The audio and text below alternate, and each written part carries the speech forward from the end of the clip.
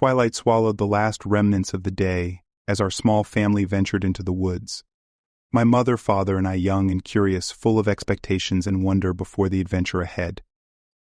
Our little house outside the city was always a place where we sought refuge from the hustle and bustle of urban life. But this time something was amiss. The path into the woods was overgrown and dreary, as if nature itself resisted our arrival. Leaves rustled as we ventured into the darkness.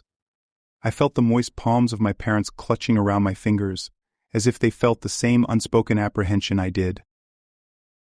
Finally, we reached our shelter, a small cabin standing alone among the trees, like a guardian guarding its secret.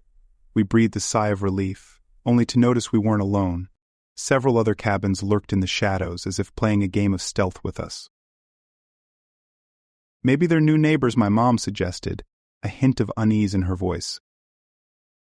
"Perhaps," replied my dad, but I saw his gaze darting around the surrounding cabins with some concern.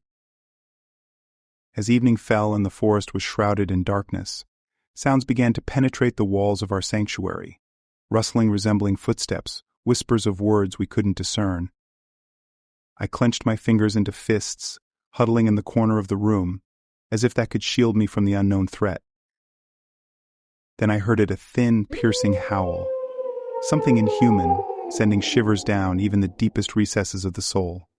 My mom covered my ears with her hands, but even through that I still heard the howl, piercing into my mind as if it belonged to another world. By morning our cabin looked just as ordinary as ever, but what transpired during the night remained with us dark and incomprehensible mysteries. We left the woods, our hearts filled with apprehension, never to return again. Years passed, but the memories of that night stayed with me, and I'll always wonder what lies behind those walls of the forest sanctuary, and whether our cabin was a true refuge or merely a trap in the sinister web of the strange world.